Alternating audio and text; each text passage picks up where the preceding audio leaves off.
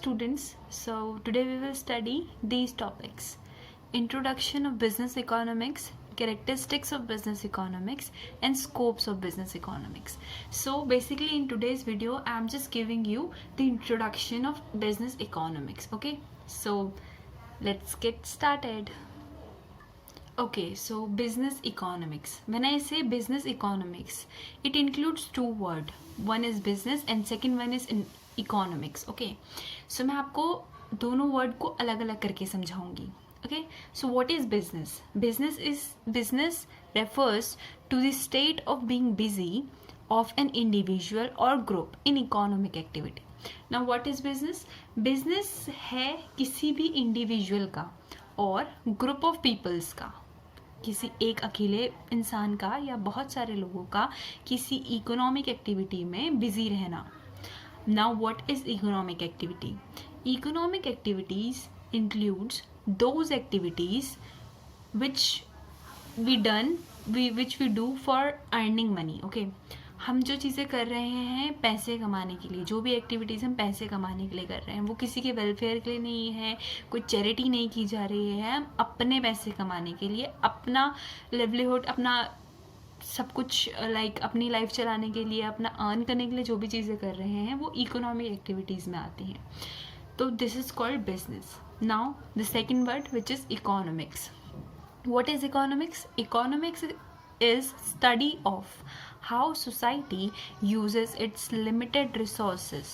Okay, economics एक study है. economics जो है वो study है कि society अपने limited resources को, जो resources होते हैं of course वो limited होते हैं, उनको किस तरीके से यूज़ कर रही है, उसकी study है.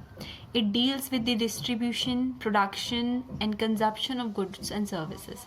ये किस चीज़ से डील करता है? प्रोडक्शन से, डिस्ट्रीब्यूशन से, गुड्स एंड सर्विसेज की प्रोडक्शन, डिस्ट्रीब्यूशन, कंजम्पशन से डील्स करता है. ओके, अभी मैंने आपको बताया बिजनेस क्या है एंड इकोनॉमिक्स क्या है. अभी मैं आपको बताऊंगी साथ में जब ये दोनों मिलते हैं, जब ये बिजनेस इकोनॉमिक्स बनते हैं तब क्या होता है. Okay, so business economics or managerial economics is a field in applied economics which uses economic theory and quantitative method to analyze business enterprises. Business economics और managerial economics भी कहा जाता है इसको. ये एक फील्ड है अप्लाइड इकोनॉमिक्स में. ओके, जो इकोनॉमिक की थ्योरी को और क्वांटिटेटिव मेथड्स को, डिफरेंट थ्योरीज को, मेथड्स को यूज़ करता है बिजनेस एंटरप्राइजेस में. अगर मैं आपको एक सिंपल लैंग्वेज में, सिंपल वर्ड्स में बोलूँ तो इकोनॉमिक्स का यूज़ अपने बिजनेस में करना, इकोनॉमिक्स का यूज़ अपने बिजनेस में करना, बिजनेस को और ज़्यादा बेहतर और ज़्यादा अच्छा बनाने के लिए, that is called business economics. Okay, and the factor contributing to the diversity of organisational structure and the relationship of firm with labour, capital and market product. Okay, economics जब हमारे बिजनेस में आती है तो ये बहुत सारी चीज़ों को देखती है. ओके, बहुत सारी चीज़ों को एनालाइज करती है. जैसे कि हमारे ऑर्गेनाइजेशन का जो स्ट्रक्चर है, हमारा जो ऑर्गेनाइजेशनल स्ट्रक्चर है, उसमें क्या क्या डाइवर्सिटी है, क्या क्या चेंजेस हमको चाहिए, कैसे हमको करना है, वो सब हमको बताती है. और हमको ये भी बताती है कि हमारी जो फर्म है, जो हमारा इंस्टीट्यूशन है, हमारा ऑर्गेनाइजेशन है, वो कैसे वर्क कर रहा है, उसके रिलेशनशिप्स कैसे हैं हमारे लेबर, कैपिटल, प्रोडक्ट, मार्केट सबके साथ. Okay, so this is what business economics is. Hope this is clear. Now moving to our next topic, that was characteristics of business economics. Okay, now characteristics of business economics. What does characteristics means? It is also called features. मतलब होता कैसा है, कैसा रंग रूप आप बोल सकते हो, कैसा होता है. Okay, so first is micro economics in nature. Business economics comes under micro economics. It's nature is micro in nature. It's micro in nature. Okay, because it studies only a particular organization or particular firm.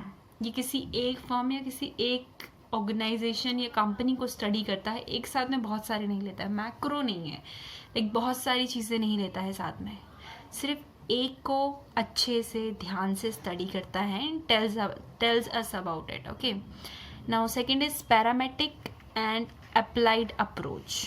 Okay, अब parametric and applied approach कैसे है?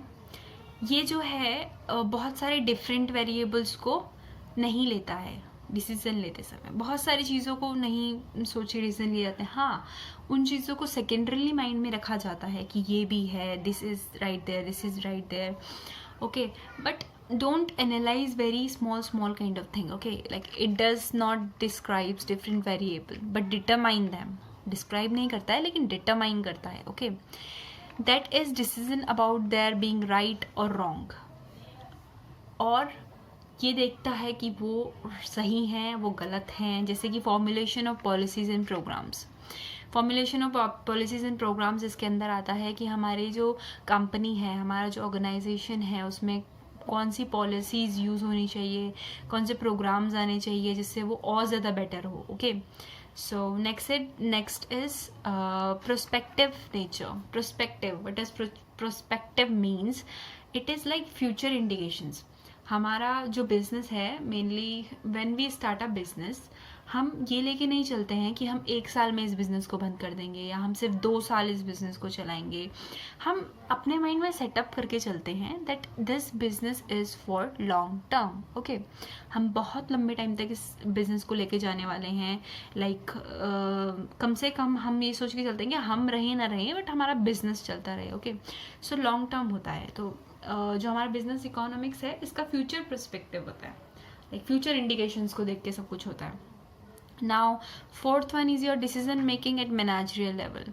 Now in business economics, in business we take decisions. Okay, so many decision we have to take. Like price क्या होगा, then हमारा good कैसा होगा, ये वो. सो बहुत सारी चीज़ें वहाँ होती हैं बिजनेस में. ठीक है, जब मैं आपको एक चीज़ बताना चाहती हूँ दैट जब आप अपना जो हमारा कॉमर्स है, बेसिकली ये बिज़नेस पे बहुत ज़्यादा डिपेंड है कि बिज़नेस में ऐसा होता है, वैसा होता है. हमारे अकाउंट्स में भी यही है कि मैं परचेज़र हूँ, लाइक सेलर हूँ, मेरा एक कंपनी है and all that.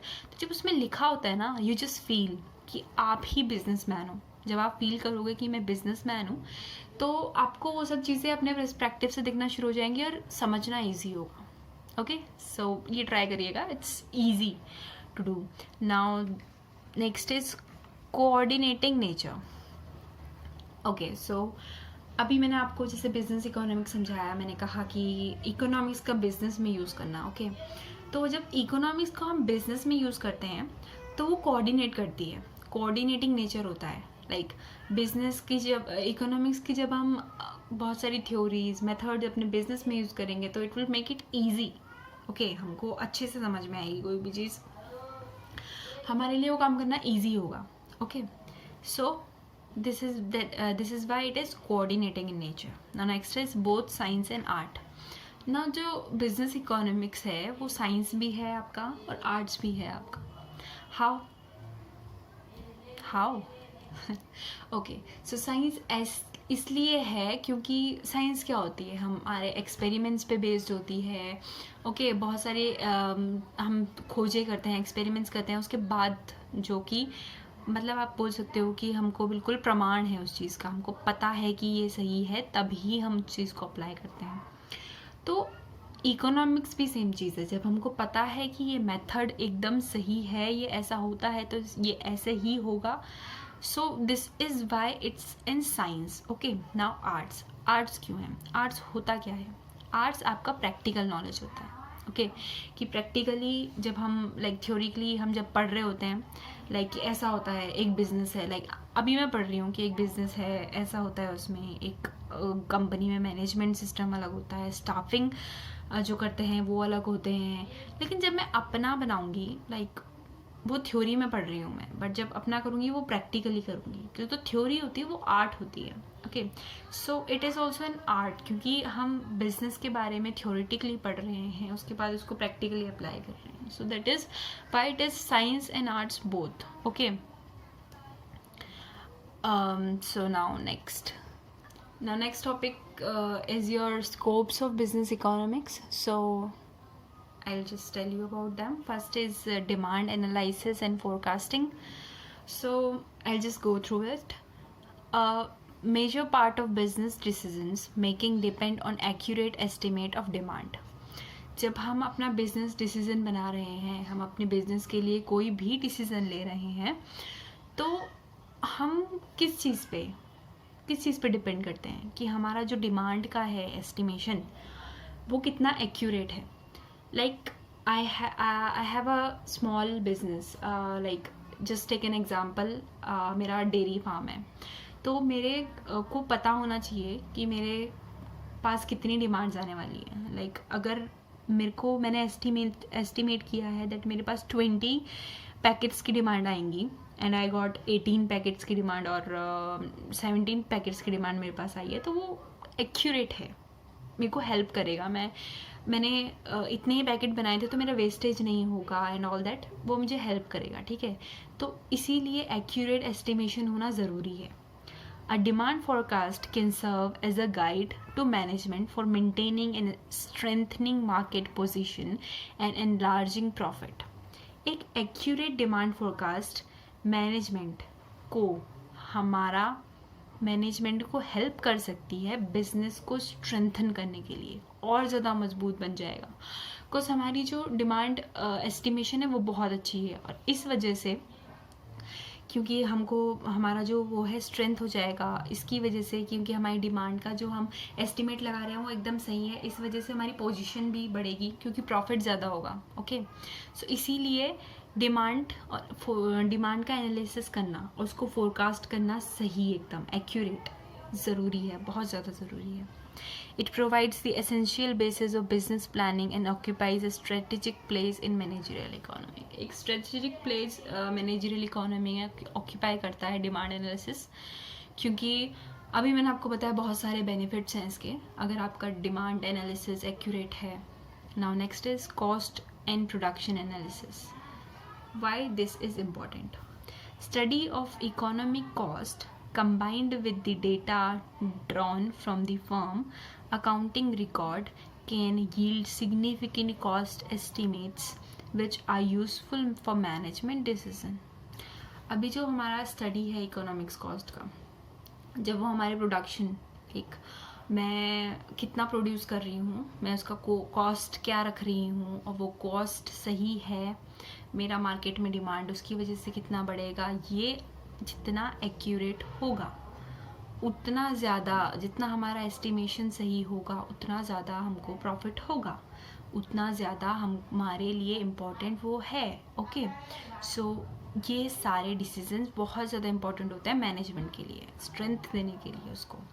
N element of cost uncertainly exist because all factor determining cost are not known and controllable.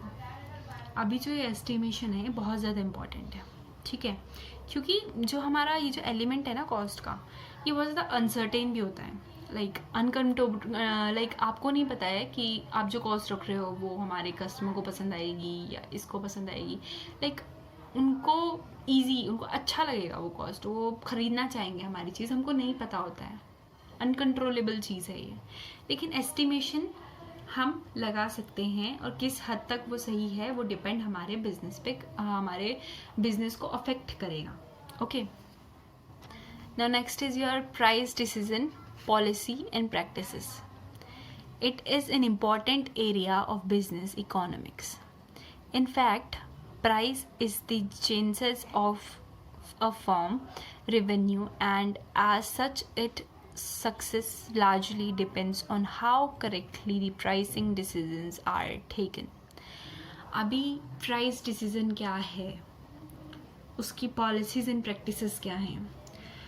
अभी जो ये एरिया है ना प्राइसिंग का, ओके, ये भी बहुत ज़्यादा इम्पॉर्टेंट एरिया है। आपको जब आप अपना प्रोडक्ट की प्राइसिंग कर रहे हो, इट इज़ वेरी इंपॉर्टेंट कि आप वो करेक्टली करो, क्योंकि आपकी जो सक्सेस है वो बहुत ज़्यादा डिपेंड करती है इस पर। ओके, कि आपको कितना सक्सेस मिलेगा, कितना नहीं, कितना आपका प्रोडक्ट का डिमांड मार्केट में बढ़ेगा, कैसा आपका प्रोडक्ट चलेगा, आपकी ग्रोथ कैसे होगी, ये प्राइसिंग डिसीजन पे ही डिपेंड करता है। So it is very important. Okay, now next is your profit management. Business is generally organised for profit making. We all know that. हम बिजनेस क्यों खोलते हैं, मैंने आपको सबसे पहले बताया था।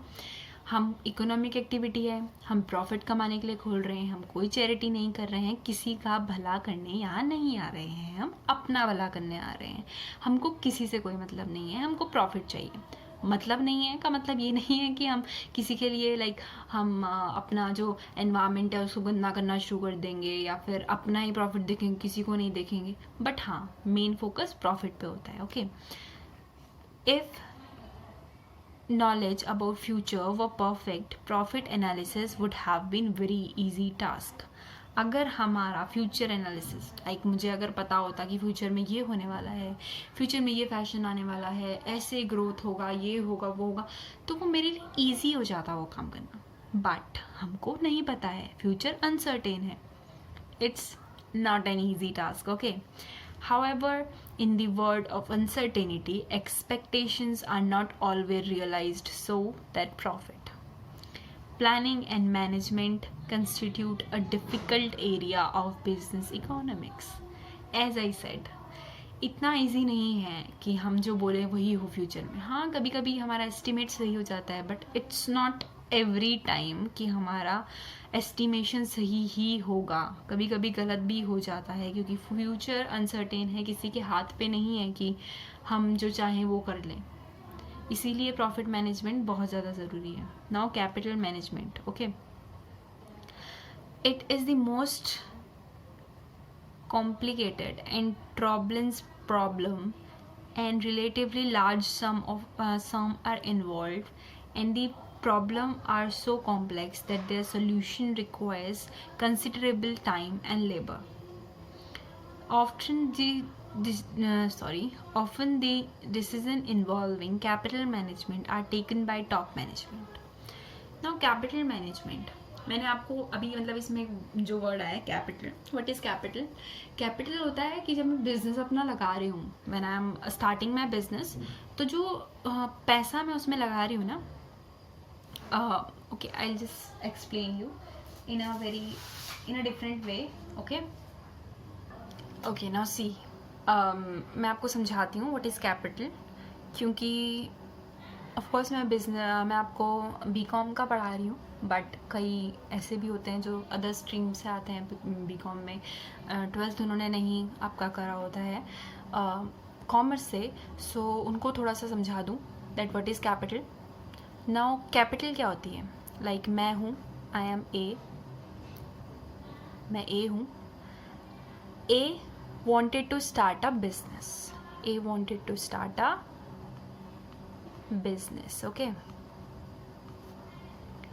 अब जो इसको ये बिजनेस स्टार्ट करना है, इस बिजनेस को स्टार्ट करने के लिए इसको पैसे की ज़रूरत पड़ेगी। ऑफ कोर्स बिना पैसों के कोई बिजनेस स्टार्ट नहीं हो सकता है।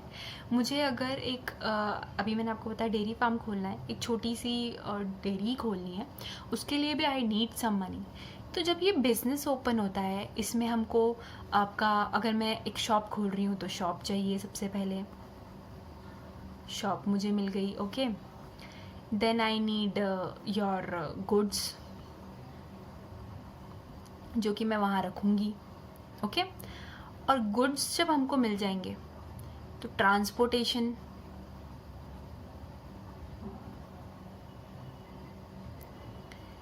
जब हम बिज़नेस स्टार्ट कर रहे हैं तो ऐसा नहीं है कि हमने सिर्फ एक शॉप ले ली और एक वो ले लिया, व्हाट यू से दैट, एक शॉप ले ली और एक जगह ले ली and we just started a business. It's not like that. आपको पैसे चाहिए होते हैं बिज़नेस स्टार्ट करने के लिए।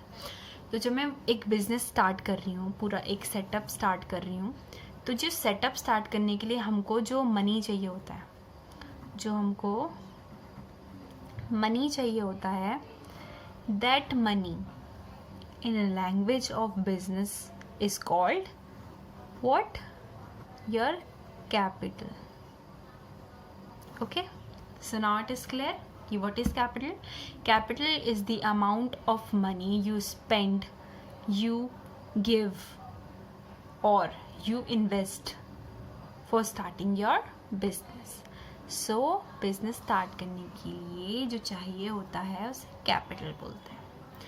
तो कैपिटल मैनेजमेंट में भी यही था कि जो हमारा कैपिटल है वो एक बहुत ही ज़्यादा इम्पॉर्टेंट चीज़ है, क्योंकि मेरे पे पैसे नहीं रहे होंगे, मैंने बहुत सारी मुश्किलों से लोन लेके इधर उधर से जहाँ से भी पैसे किए हैं, वो मेरे लिए बहुत ज़्यादा बड़ा इन्वेस्टमेंट है।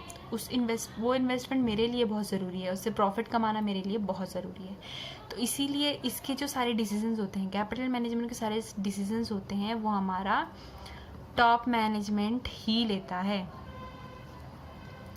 वो सारे डिसीज़न हमारे टॉप मैनेजमेंट के द्वारा, यानी कि वो उन्हीं से लिए जाते हैं। क्योंकि अगर कोई लोअर रैंक का कोई लेगा या फिर कोई ऐसा लेगा जिसको नॉलेज नहीं है इन सब चीज़ों के बारे में, तो सारा ट्रबल हो जाएगा। इसीलिए टॉप मैनेजमेंट लेता है, because they have that experience, they have that knowledge to do so. Okay, so hope this video was helpful to you. Thank you.